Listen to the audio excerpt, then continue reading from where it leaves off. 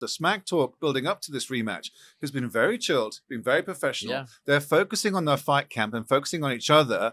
But, this kind of controversy could have really added a lot of bad blood between two fighters. Cameron Saaiman, ladies and gentlemen. Cameron Saaiman taking care of business. Wow. That look says it all.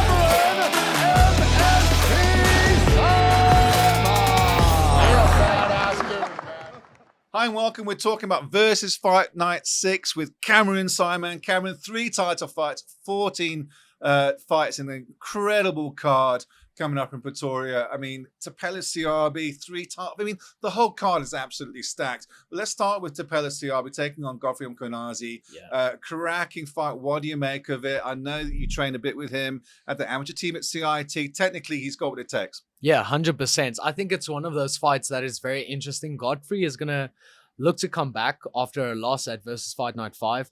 I think personally, as almost someone that is looking at analyzing the fight itself, I think he had a lot more in the tank. I think, he's a showman. He enjoys the show, but I think if he can stick to the practicalities of just being more aggressive, sticking to your guns, staying in base, the small stuff of making the short time, it's 3-minute rounds, making the short time count.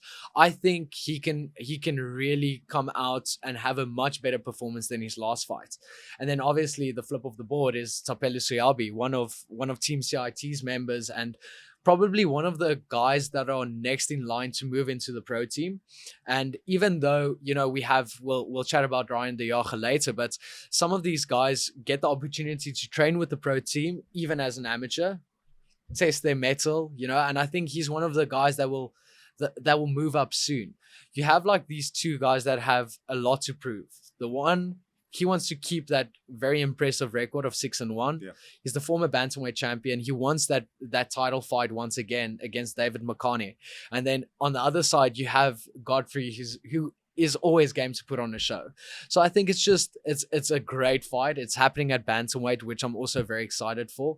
And no bias on the bantams. I love a good bantamweight scrap. So I think them having the opportunity to also be on the main card. The venue is going to be a little bit fuller. I think they're going to put on a show. Well, I think Mkhwanazi is going to come in hot. Because you referenced that last performance of Versus Fight Night 5. He was immensely disappointed. I spoke to him after the fight. And I think Thapelo Seabi is a major scalp, even an amateur code. Like you said, he's going to transition to the pro team soon. Yeah. And I think Mkhwanazi, he sees that target on Thapelo. Yeah. And I think he wants a piece of that. So I think Mkhwanazi is going to come out fast. Yeah, 100%. And I also think, Godfrey has a massive advantage in reach and in height. And Thapelo, especially for someone fighting at bantamweight, he's very short, he's very stocky, very explosive. But depending on how game plans go, Godfrey can have a picture perfect performance. It's going to come down to who's going to implement the game plan the best, who is going to come out firing. It's 9 minutes. You have 9 minutes of work. So if you see it like that, and if you can make that activation, you're going to come out firing. And that's what makes me so excited. Yeah, it's a fun fight. And I always want to break things down before it. I think Thapelo is going to try and take him down to the ground. I think Tapelo's got a very active guard. You've grappled with him in the past. He's difficult when he's on his back. 100%. He's always very active. Yeah. And I think he wants to close the distance to negate the reach advantage on the stand-up that Godfrey will have. 100%. I do think there's a bigger picture involved as well. I think Thapelo, especially speaking to Thapelo's coach, Stefan De La Rey, these guys are looking at a bigger picture. They know Thapelo's ground is impressive. They know his wrestling is impressive. Where are we looking to improve? And that's in the stand-up exchanges. And we got to see glimpses of that in his previous fight. So I think also having that bigger picture in mind, I would not be surprised if they keep it standing. Oh, it's so many. It's a must-win fight for both athletes. There's a lot on the line, but I still think that Godfrey's going to come out hot. And yet, technically, I think Thapelo might just be a little bit too much for him. Yeah, it's going to be a great fight. Next up, we have Liam Shulze taking on Allistar Kunene. And this is a great fight because these guys have faced each other 3 times. And they fought each other at SA Championships. They fought each other in other promotions as well. So it's like, and they are always getting the better of each other. It's like, it's always a very closely contested fight. And speaking to both these athletes' coaches, they wanted the fight again. They wanted that to happen again because they know, and I think the records can tell a pretty tale. They know these are the top lightweights for amateur level in Africa. Yeah, without a doubt. I mean, Yeah. they've had 40 amateur fights between them. I think looking at Liam, he's had 12 fights. Kunene has 23 fights, which in amateur is absolutely incredible. I mean, you just talk about their experience, their technical ability. I mean, as you know, coming out of Quan Vessels, Liam's going to have such a fantastic ground game, a beautiful back attack. Yeah. He's very smart with his punch. He's got a good zip. I love his style. His head movement, his foot was really good. But Kunene is the real deal. All-round skill set's fantastic. 100%. Allistar Kunene's takedown defense is amazing. And, you know, his coach, Dwayne Meredith from Mayhem MMA actually said, like, he's backing his athlete 100%. He knows that he has all the tools in the bag to counter whatever Liam is throwing at him. Liam has been super dominant in the versus cage, and not only that, in his career in general. So it's like both these guys actually, they can turn pro whenever they want to. And I think the records show that. It's amazing to see these guys wanting to still fight at amateur level. When I made this fight, I guaranteed both these athletes the winner will get a title shot in November. The lightweight gold. Lightweight will have the lightweight title fight in November. And that is just going to add fuel to the fire. That's going to add motivation. So I'm looking forward to that one. You talked about Ryan de Jager, undefeated, massive prospect for this division. But Nakedi Mogashoa, from that small little gym in Waterkloof, Glen. Tell me a bit of the history of that gym as well, particularly Infinity. What a great story. Yeah, it's actually amazing because these guys come from a very small gym, as you said. You know, their previous coach actually is moving to the States, and you know, Brahm, he came to me at, I think, SA Championships, and he told me, listen, I just want you to know that I'm moving to the States. I have a great opportunity to have a better life for myself. I'm giving my gym over to Nakedi and a small team at Infinity MMA.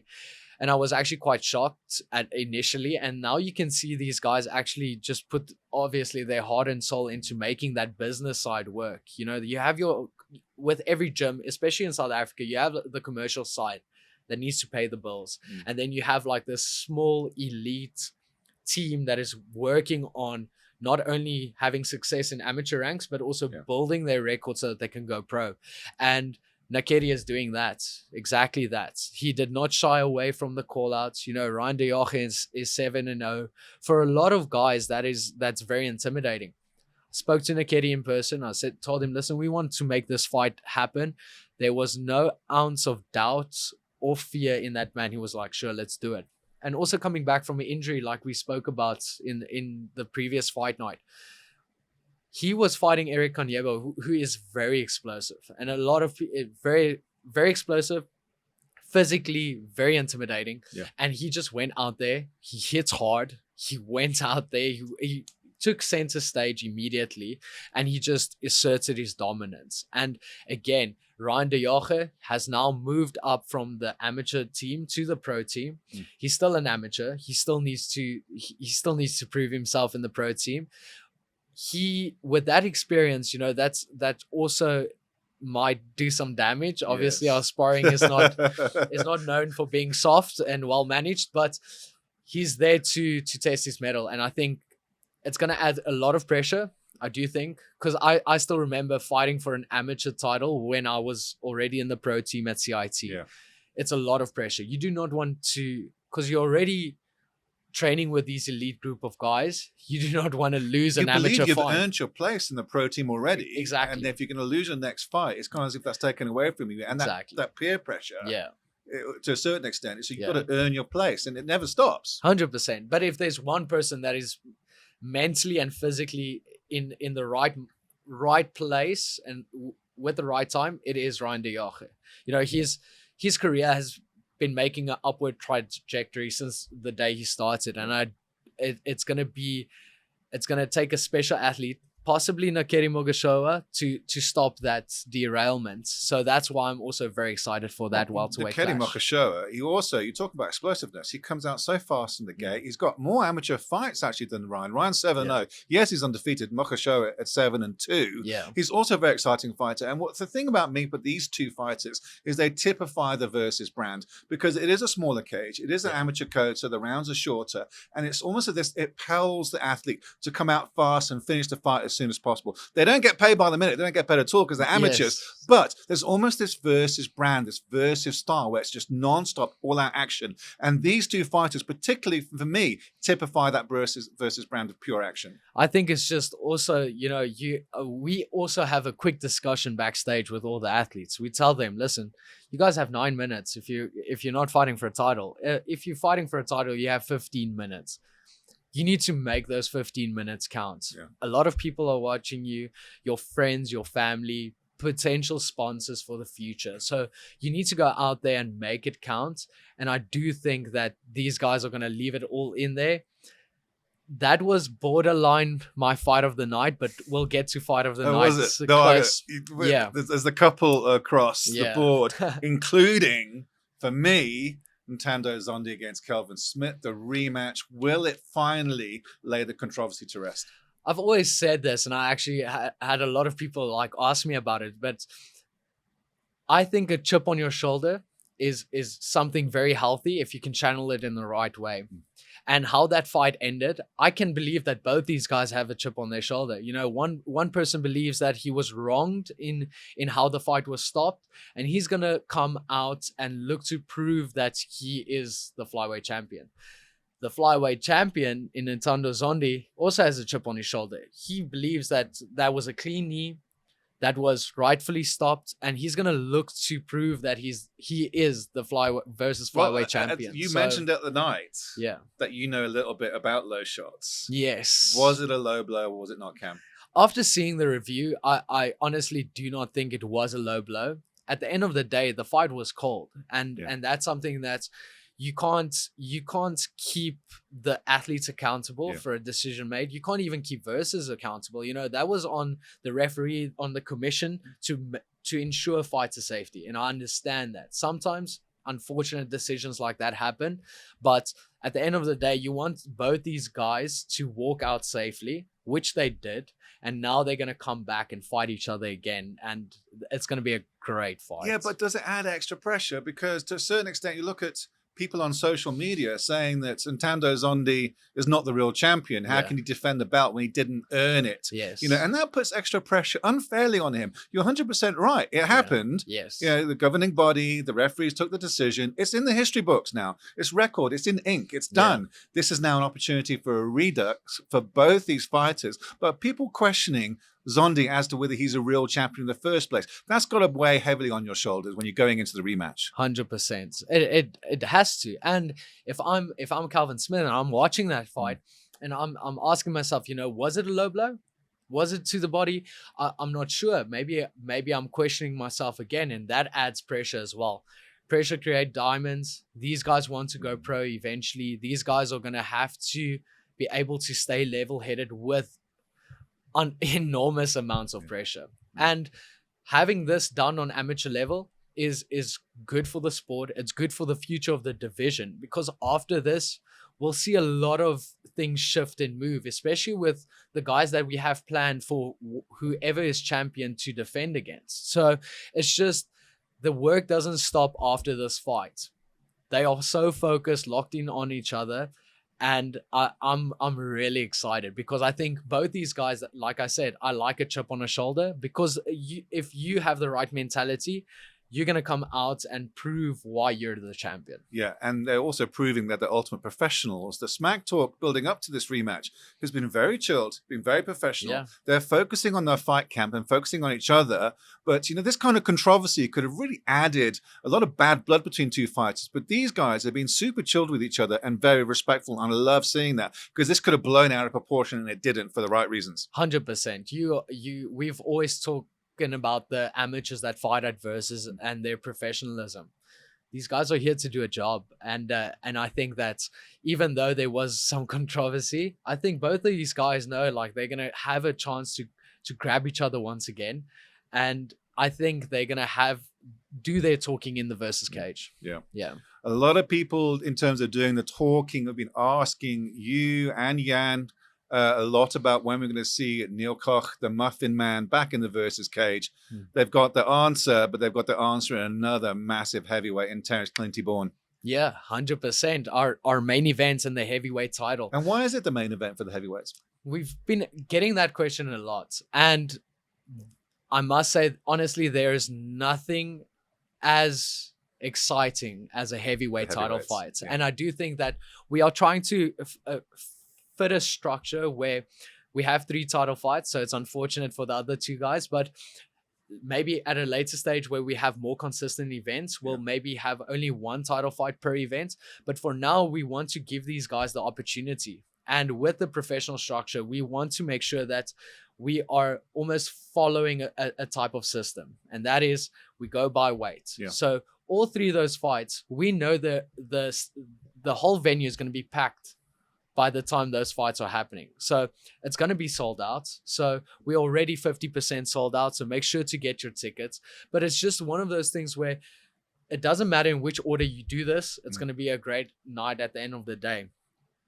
There's no person that gets a scream roar of the crowd quite like the Muffin Man. And that is something that we've seen since his fight at Versus Fight Night 2. Yeah.